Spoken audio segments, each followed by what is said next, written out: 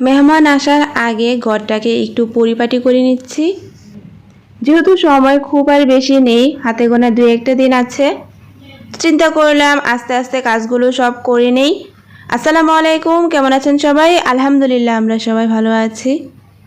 তো এদিকে হচ্ছে মেহমান চলে আসবে, সেজন্য হচ্ছে বিছানার চাদরগুলো সব উঠিয়ে নিব আজকে হচ্ছে গিয়ে আমার মেয়ের রুমের চাদরগুলো উঠাবো। তারপর হচ্ছে গিয়ে ড্রয়িং রুমের কাজগুলো হচ্ছে আমি একটু পরে করব, যেহেতু বাচ্চারা আছে।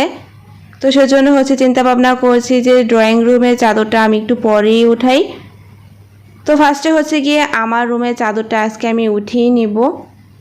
মেহমান আসার আগে যতটা কাজ থাকে, মেহমান যাওয়ার পরেও কিন্তু ঠিক ততটাই কাজ থাকে।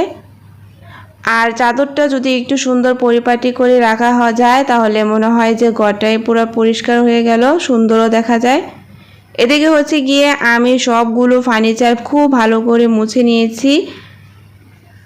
তারপর হচ্ছে গিয়ে এখন মেয়ের রুমের খাটটাও আমি হচ্ছে খাটে চাদরটা বিছিয়ে নিয়েছি। আর আমি চাদরগুলো হচ্ছে সাথে সাথে আমি ডিটারজেন্ট দিয়ে ভিজিয়ে রেখেছি। এগুলো হচ্ছে আমি ধুয়ে নেব, তা না হলে দেখা যাবে যে একত্রে যদি আমি জমা করে রেখে দেই তাহলে অনেকগুলো হয়ে যাবে। তো এদিকে হচ্ছে মেয়ের রুমের চাদরটাও আমার বিছানো হয়ে গেছে, আর আমি মেয়ের রুমের ফার্নিচারগুলো হচ্ছে গিয়ে সব মুছিয়ে নিয়েছি। এখন হচ্ছে গিয়ে একটা ডাইনিং টেবিলের নতুন লুক দেওয়ার চেষ্টা করব। সেজন্য হচ্ছে গিয়ে আগের যে ডাইনিং টেবিলের কভারটা ছিল সেটা হচ্ছে আমি এখন উঠিয়ে নিব, কারণ এটা তো অনেক দিন হলো। তো চিন্তা করলাম যে না, এটা আবার একটু চেঞ্জ করি, নতুনত্ব কিছু নিয়ে আসি। সেজন্য হচ্ছে গিয়ে আমি এখন এটা চেঞ্জ করব। আর মাঝে মাঝে হচ্ছে গিয়ে ফার্নিচারের যে কভারগুলো আছে সেগুলো একটু চেঞ্জ করলে দেখতে কিন্তু ভালো লাগে, অন্যরকম একটা লুক আসে।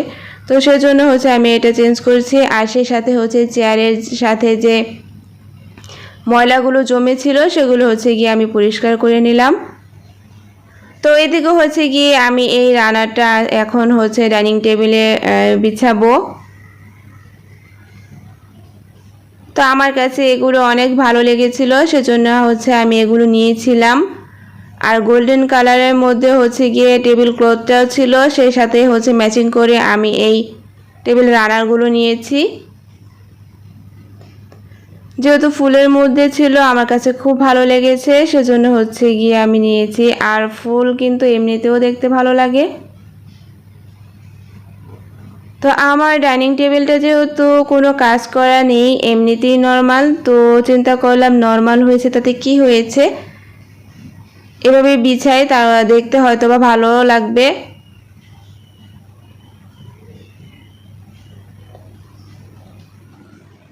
আর ফার্নিচার যতই কম দামি হোক বা বেশি দামি হোক, সেটা কোনো বিষয় না, সাজানোটাই হচ্ছে গিয়ে সবচেয়ে গুরুত্বপূর্ণ।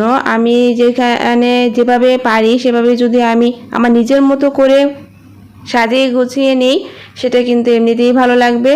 তো আমার কিন্তু অলরেডি এটা গুছানো হয়ে গেছে, এখন শুধু আমি টেবিল ক্লথটা দিয়ে দিচ্ছি। আর এদিকে হচ্ছে সাইডে গোল্ডেন কালার একটা শেপ ছিল, লেসের মতো ছিল আর কি টেবিল ক্লথটার। আর উপরে একটু যে হালকা পাতলা ময়লা ছিল সেগুলো আমি পুছে নিলাম। তো এই হচ্ছে গিয়ে ফাইনালি হচ্ছে ডাইনিং টেবিলের কভার আর কি, রানার প্লাস হচ্ছে গিয়ে ক্লথ। তো এভাবে মাঝে মাঝে চেঞ্জ করলে না অনেক ভালো লাগে, দেখতে অনেক সুন্দর লাগে। তো আমার কাছে তো খুব ভালোই লেগেছিল। আর আপনাদের কাছে কেমন লাগছে আমার এই নতুন ডাইনিং টেবিল ক্লথটা জানাবেন কিন্তু।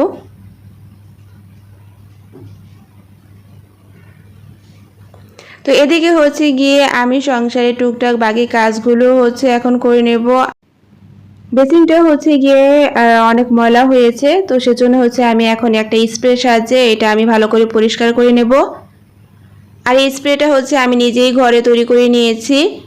এটা খুব কাজ করে, এটা হচ্ছে ওয়াশরুমে যে ট্যাপগুলো থাকে সেগুলোর মধ্যে দিলেও খুব সহজেই পরিষ্কার হয়ে যায়, খুব বেশি একটা ঘষা মাজারও প্রয়োজন হয় না, স্প্রে করলেই দেখা যায় যে এমনিতেই একটু পরে পরিষ্কার হয়ে যায়। তো এদিকে হচ্ছে গিয়ে আমি খুব ভালো করে স্প্রেটা করে নিচ্ছি। এরপর হচ্ছে একটা পাতলা জালির সাহায্যে আমি এটা ভালোভাবে ওয়াশ করে নিব। এ তো খুব সুন্দর কিন্তু সবগুলো দাগ উঠে গেল আর একেবারে সাদা ঝকঝক করছে। তো এই স্প্রেটার মাধ্যমে আমার কাজগুলো খুব তাড়াতাড়ি হয়ে যায়। তো এভাবেই কিন্তু আমি সংসারের কাজগুলো করে থাকি।